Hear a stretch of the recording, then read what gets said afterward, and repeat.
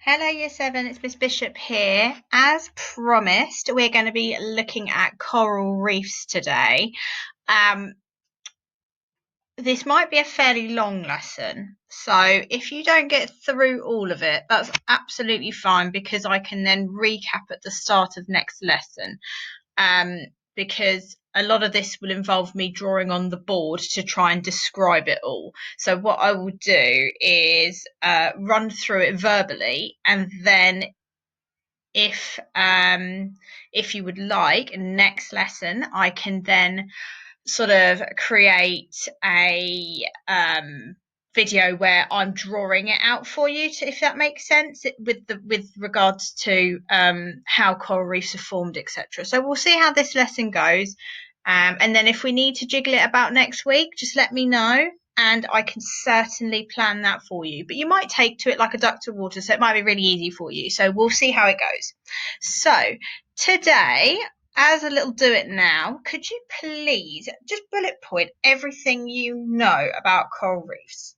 And then if you could email me with some of your ideas or some of your facts or your knowledge, because some of you have got some really random, amazing knowledge that even I don't know about coral reefs. So what we'll do is I can then collect those over next week and then put a slide together with everybody's facts and figures and things like that. And then if there's anything new that some of you don't know, then you can write those down and make a note of them.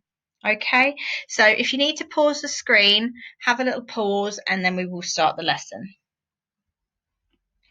So, coral reefs are very, very fragile. They need very specific, a very specific set of conditions in order to grow. They don't just grow anywhere. Okay, so I need you. I know it says stick in your own sheet, but I accidentally just kind of copied this over from the lesson. So what I need you to do is to write these down. I will go through them, but it is very important that you understand, okay, these points. So the water must be shallow.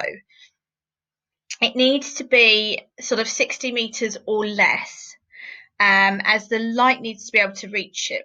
So in water that is sort of 50, 60 meters, light still penetrates through that water. I know it might look like it's dark, but it's really not that dark in comparison to, the bottom of the ocean. So the water needs to be shallow, okay, because they they need that light in order to produce food. The seas need to be warm. Okay, so it needs to be 20 to 30 degrees Celsius. So that's warm seas. Okay, so it's not the kind of cold seas that we have where the sea temperature might be only kind of 5 to 10 degrees. These need to have that constant warm temperature, because if it's too cold, then they won't grow. The sea also needs to have this word salinity. It's the amount of saltiness in the water. It's like Goldilocks and the Three Bears, okay? That's the way you need to think about this. So, Daddy Bears is too hot, Mummy Bears is too cold, and Baby Bears is just right. So the salt levels need to be correct, the temperature needs to be correct, and also the sea needs to be clear. So when you go down to the beach at Hastings, sometimes that sea can look a bit murky. As well as being full of all sorts of nasty rubbish, it's because there's sand in it. And that sand is making it murky, making it look muddy. So what you need is the sea to be very clear, so that that light can penetrate through the water without getting blocked by those particles. You also need strong waves breaking just before the coral reefs start to grow, because you need that oxygen in the water. Those waves need to be full of oxygen, because we need oxygen to breathe just as the coral reefs do. Okay, and they need to be below low tide. So you know when the sea goes out, like when you have low tide, the coral reefs will be further out than that. Okay, um, because they need to be underwater. It's like a fish. If you were to pull a fish out of water, it would die. So it's the same with coral reefs. If you pull coral reefs out of the water, they will unfortunately die, as they are living creatures. Okay. Um, what we're going to do is watch a video of coral reefs. Now, I've put the subtitles on, okay, but what you can do is, if you would prefer, copy the link at the top of the screen here, the YouTube link, this one here, okay, copy this link here if you would prefer to watch it yourself, okay. So I've put the subtitles on because this one, the woman is talking to you, but it's only 3-4 minutes. So what I'll do is I'll play it. It might play with the sound. You know how it kind of dips in and out. That's why I've put the subtitles on. But if you would prefer, all you have to do really is just type in Coral Reefs 101, Coral Reefs 101 into the search bar, and it will come up with it. Okay, so I will play this for you, but if you would rather do it yourself, that is absolutely fine.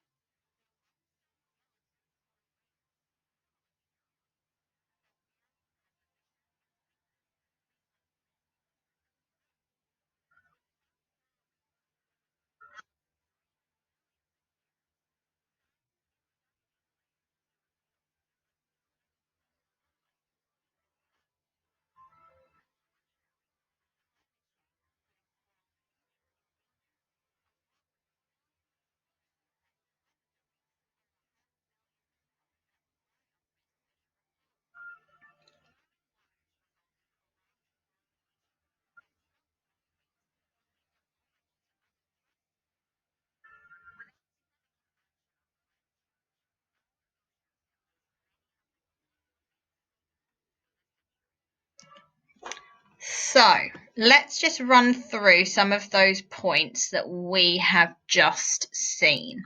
So coral reefs are made up of polyps that secrete a limestone skeleton.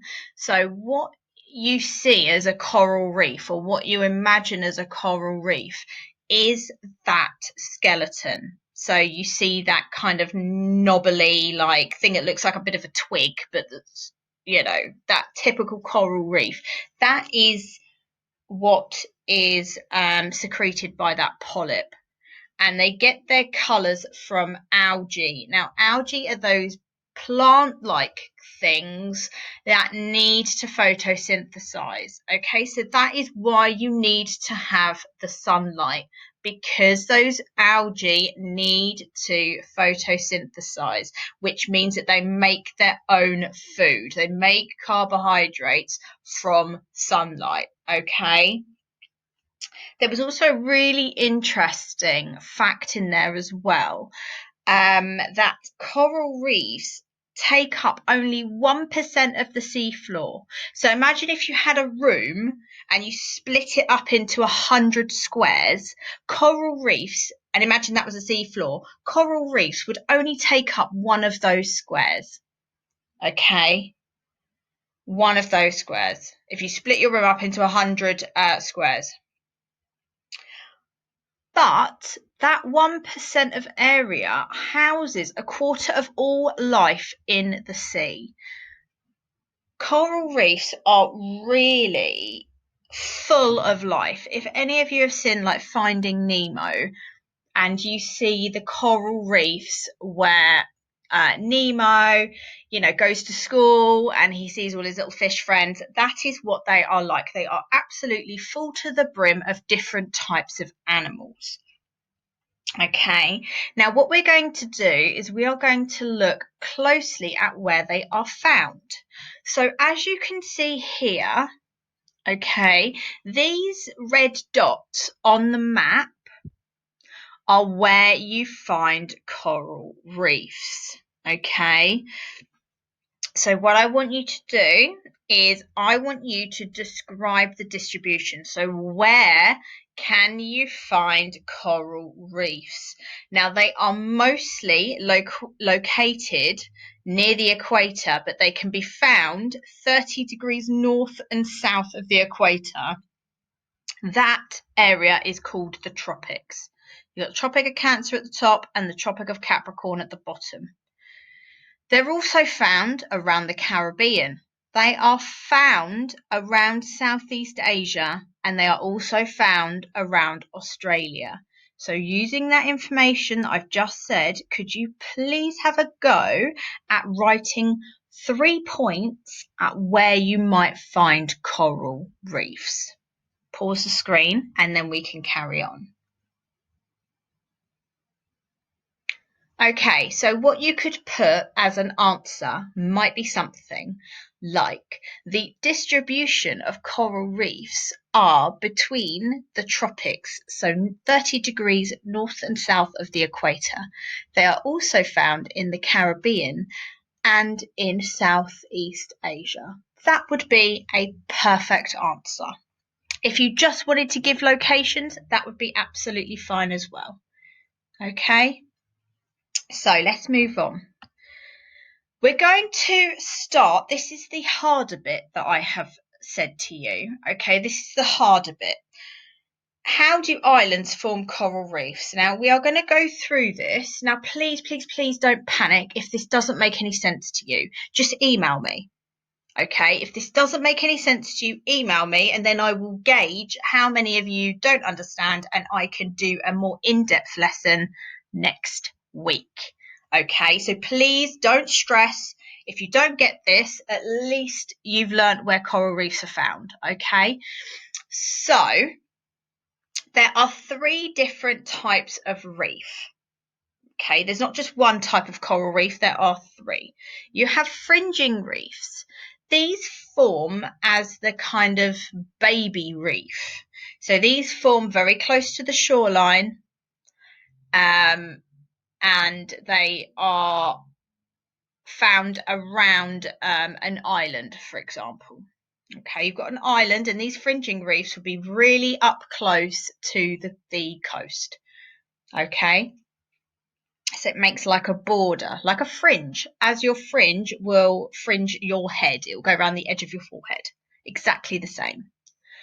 You then have a barrier reef, which is like the Great Barrier Reef in Australia. These also border the shoreline, but they're at a greater distance. So these might be a mile or so away from the coast. Okay, and what you have in between the coast and the coral reef is a lagoon. And if a volcanic island, for example, sinks, which they very often do due to erosion and other bits and bobs, what you will have left behind is an atoll. Now you can see an atoll here. If you look at this here, let me go back up a slide. If you can see this here, okay, you can see where the island used to be. It's in this dark bit in the middle here.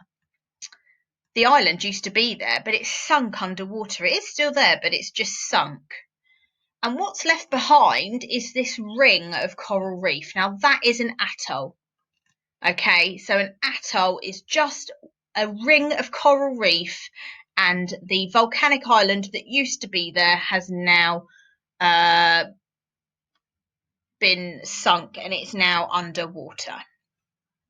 Okay, so if you want to make some notes on this, if you want to write it out, write it out. But just make some notes about where they are found and their names. So pause the screen, write it down, and then we will move on to what they look like.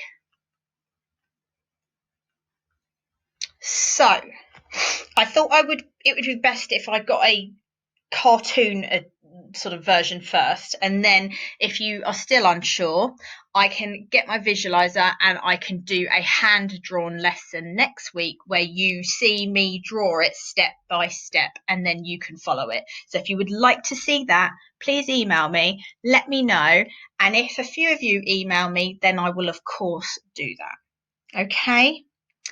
So you start off here with your volcanic island, just a regular island. It might be something like, let's take Hawaii, for example. Hawaii is a volcanic island. Oh, my mouse has disappeared. There it is. So we've got our volcanic island. We have got our sea. This is what, if you were to fly over it, this is what it would look like. You can see the hole at the top with the crater, and then you can see the island and the sea. Now, I said a fringing reef borders the shoreline. You can see here that our fringing reef fringes near the coastline. You can see that is fringing around the coastline. Can you see that? So the coral reef has built underwater on the sides of this island. Okay, on the sides of this island. And what happens is, because they're trying to reach that sunlight, it's like a plant. You plant a seed and the plant tries to find its way through the soil and burst out into daylight. That's what this reef is trying to do. So it starts off growing down here, and it grows and it grows and it grows, and eventually it will break through the water. And this is what it would look like if you flew over the top of it. You would just see this coral reef all the way around, looking very close to the volcanic island. Okay. Now what happens over many, many years, islands start to sink. Okay. One, because this top bit here might get eroded. Okay. There might be some rock falls, some something might happen to it, and it will start to sink as well, because if there's no new volcanic activity and the volcano has stopped erupting, it's just it will become heavier and it will start to sink. Okay, you don't need to worry about that. That is, A-level geology right there. So if you do understand that, you are exactly the same as a 17, 18-year-old at college. Well done. If you don't, does not matter. But what has happened is this fringing reef, okay, which started off down here, is still continuing to grow because the island is now subducting and sinking. The coral reef is going down with it. But the coral reef needs to find that water. So it's like we've taken our small plant that's grown in our tiny pot and we've potted it into a bigger pot. Now that plant is still going to need to find its way back up to the surface again. So what happens is this coral reef grows. Okay, you can see the size difference and you can see the height difference between the two islands. Yeah, it's starting to sink. Now, what happens is this little patch of water will form, okay, and that is called your lagoon, and that is what it will look like. Okay, that is what it will look like overhead. So you can see the coral reef, this orange line, bit further out to sea now. And this water in here is that really nice, shallow, clear water that you might see on those holiday programs where people go to nice exotic places. And it's like really crystal clear, shallow, warm water. That's what that would look like. Okay. It would be this bit here. Okay. This nice shallow water here.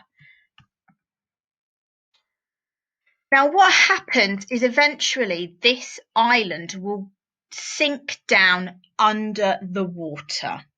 Now, what will be left, okay, is this coral reef is still continuing to grow, but it'll now just have peaks just around the edge where it was to begin with.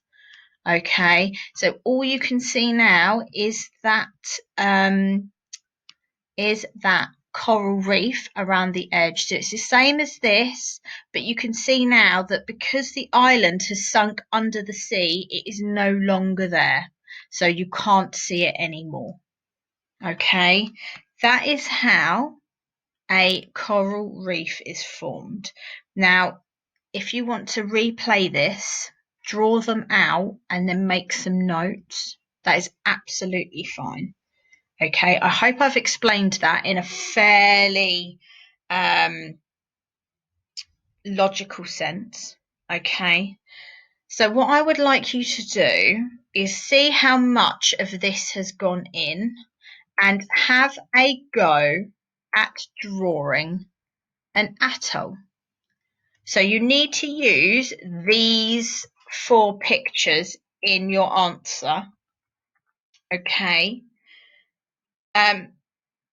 I want you to explain the formation. So rewind to where I've started talking about this, listen to what I've said, make some notes, and then I want you to draw those pictures out and I want you to describe what is happening. Talk about the coral reef growing, they're trying to reach sunlight, and then that coral reef starts to, the volcanic island, starts to sink.